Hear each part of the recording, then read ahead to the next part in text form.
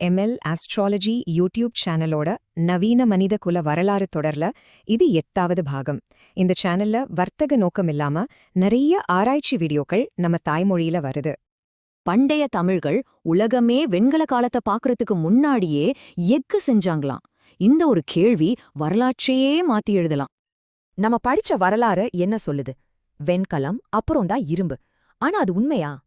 தமிழ்நாட்டுல கிடைச்ச ஆதாரங்கள் வேறொரு கதைய சொல்லுது. மட்பாண்டங்களுக்கு அப்புறம் நேரடியா இரும்பு தொழில்நுட்பம். சரி, இப்ப குதிரைகளை பத்தி பேசுவோம்.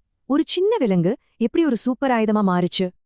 அந்த காலத்து குதிரை சவாரிக்கு ஏற்றதா இல்ல, அது ஒரு உணவு ஆதாரமா தான் இருந்துச்சு. ஆனா சுமார் 4750 வருஷத்துக்கு முன்னாடி ஒரு மரபணு மாற்றம் எல்லாத்தையுமே மாத்திடுச்சு. 2 ஜீன்ஸ், அதுதான் குதிரைய உயரமா பலமா சவாரிக்கு ஏத்ததா மாத்துச்சு. இந்த புது வகையான குதிரைய சிண்டாஷ்டா மக்கள் இன்னும் சூப்பரா மேம்படுத்துனாங்க.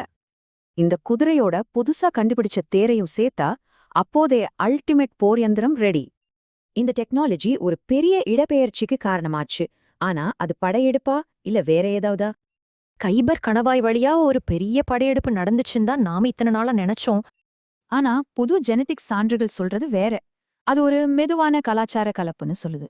பாருங்க, இது ஒரே நாள்ல நடக்கல, பல நூற்றாண்டுகளா நடந்த ஒரு நீண்ட பயணம் இது. இது நம்மள இன்னொரு பெரிய மர்மத்துக்கு கூட்டிட்டு போகுது. சிந்து சமவெளி நாகரிகம். செம திட்டமிட்ட நகரங்கள், வெங்கல சிலைகள், ஆனா அவங்க எழுத்து நம்மால இன்னும் படிக்க முடியல.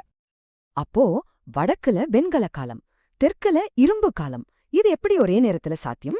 மட்பாண்டம், மரபணு, தேர், பண்டைய மக்கள், இது எல்லாத்தையும் இணைக்கிற முழு கதைய தெரிஞ்சுக்க ஒரு தடவை இந்த சேனல் இருக்கிற இந்த மூல காணொலிய எட்டித்தான் பாருங்களேன்.